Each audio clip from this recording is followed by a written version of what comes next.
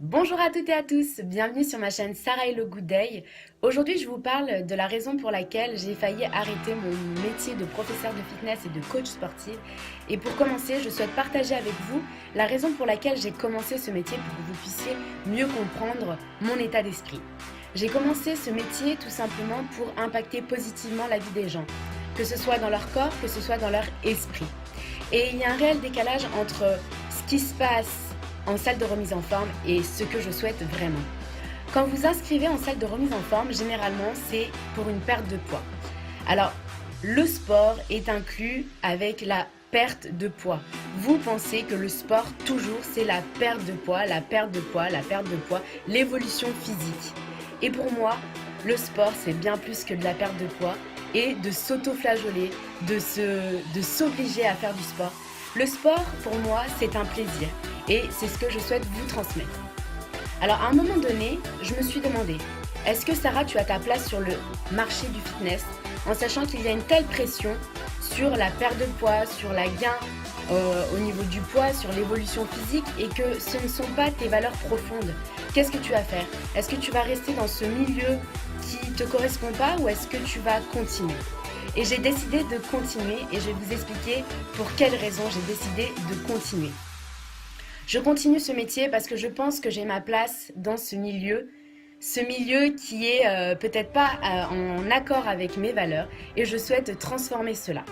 Vous allez peut-être penser que c'est un peu utopique, que c'est un peu le monde des bisounours, les raisons que je vais vous évoquer. Eh bien, faites-y. J'accepte tout à fait cet état d'esprit.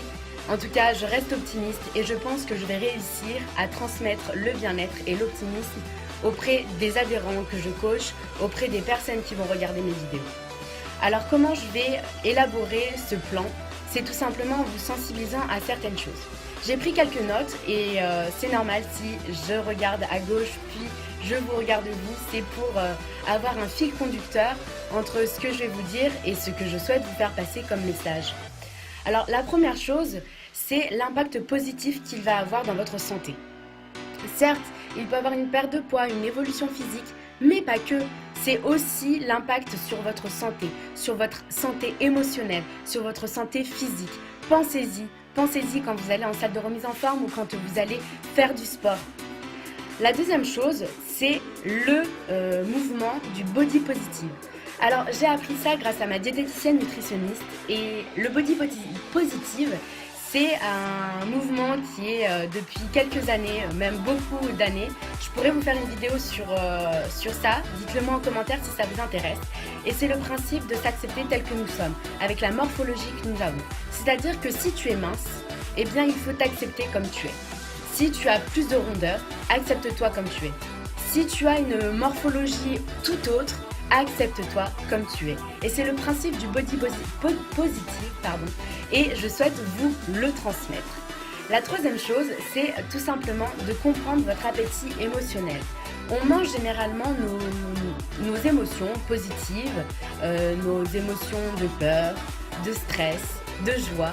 Et c'est tout simplement de se relier à son corps et de comprendre ses émotions et pour la peine de changer ses habitudes, de manger émotionnellement par une autre habitude qui vous permettra d'avancer sur vos projets et sur vos objectifs.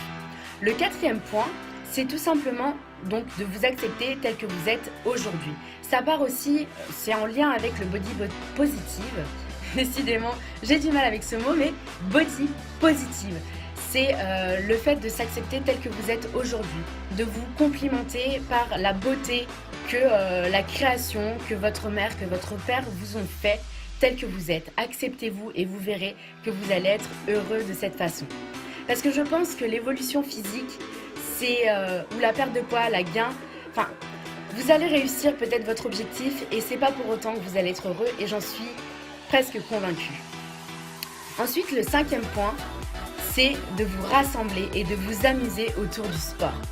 Alors en salle de remise en forme, généralement, on voit des personnes qui sont beaucoup centrées sur elles-mêmes et qui ne pensent pas aux personnes qui sont autour.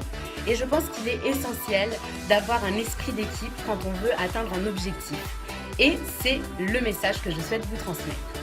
Et la sixième, c'est que le sport peut avoir un impact positif sur votre développement personnel, sur vos objectifs personnels et professionnels.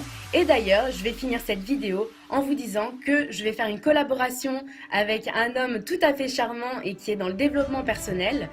Et ce week-end, je vais partir pour créer une vidéo avec lui et vous permettre de vous rendre compte que le sport, ce n'est pas que de la perte de poids, c'est aussi du développement personnel, c'est aussi de l'atteinte d'objectifs peut-être physiques et aussi personnels, professionnels, et j'espère vous donner l'envie de faire du sport par passion.